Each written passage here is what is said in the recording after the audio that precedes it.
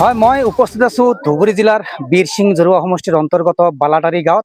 আৰু ইয়াতে ব্ৰহ্মপুত্ৰ নদীৰ গৰাখহনীয়াই ইতিমধ্যে কাল ৰূপ ধাৰণ কৰিছে। মোৰ সহযোগীয়ে ইয়াৰ পৰিৱেশ দেখুৱাব আপোনালোকক। বিঘাই বিঘাই মৰাপাটৰ খেতি নৈত জাগ হৈ আছে আৰু ভাবুকিত পৰিছে বালাটাৰী গাঁও। ইয়াৰ পৰিৱেশ আপোনালোকে দেখিছে যে ব্ৰহ্মপুত্ৰ নদীৰ গৰাখহনীয়া ইতিমধ্যে কাল ৰূপ ধাৰণ কৰিছে। এনেদৰে চপৰে চপৰে নৈৰ গৰা খহিছে।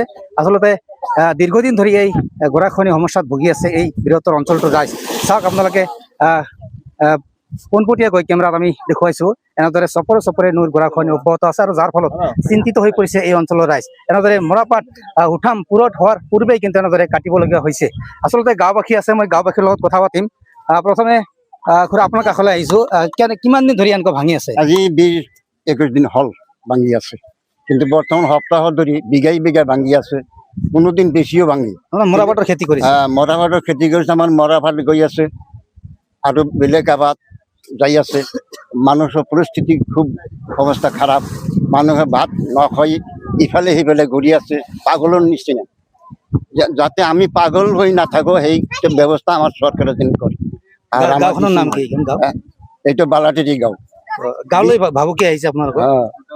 এইটো ঘৰ বাৰী গৈছে নেকি? ঘৰ বাৰী গেছে, 5-6টা ঘৰ গেছে এইফালে। আচলতে আৰু এজন ইয়াত স্থানীয় ৰাইজ আছে, আপোনাৰ পৰা জানিম আচলতে কেনেকুৱা এটা পৰিৱেশ। সৰ্বপ্ৰথমে আপোনালোক ধন্যবাদ জনাইছোঁ। মোটামুটি কেইসপ্তাহমান ধৰি প্ৰবল গৰাখহনীয়া হৈ আছে। আমি ৱাটাৰ ৰিচোৰ্চ ডিপাৰ্টমেণ্টৰ লগত কথা পাতিছিলোঁ, তাৰপিছত বিডিঅ' মহোদয়ক মই অৱগত কৰাইছিলোঁ। এতিয়া আমাৰ কথা হ'ল যে আমাৰ গাঁওবাসী অতি চিন্তিত হৈ পৰিছে। আমাৰ স্থানীয় বিধায়ক, সাংসদ, জিলা আয়ুক্ত ডাঙৰীয়াক বৰদৰে অনুৰোধ কৰিছোঁ, তেখেতে অতি সোনকালে কিবা এটা ব্যৱস্থা কৰিবলৈ আমি বিনম্ৰভাৱে অনুৰোধ জনাইছোঁ। বিধায়ক আপোনাক অৱগত কৰিছে? বিধায়ক অৱগত হৈছে এই বিষয়ে। বিধায়ক কোন?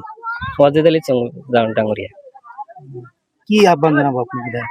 আমি বিধায়ক ডাঙৰীয়াক আহ্বান জনাইছোঁ, আমাৰ গাঁওখনৰ প্ৰতি কিবা হ'লেও অতি সোনকালে কিবা এটা ব্যৱস্থা কৰিবলৈ ৰক্ষা কৰিবলৈ অনুৰোধ জনাইছোঁ।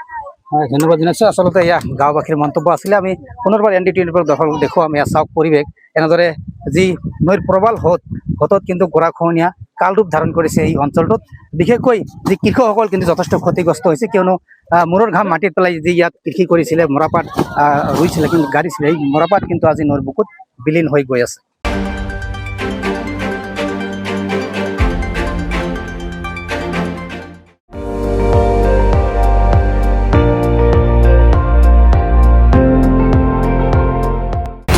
আপুনি চাই আছে ND24, সৰ্বশ্ৰেষ্ঠ নহয় সৰ্বোত্তমৰ দৌৰ।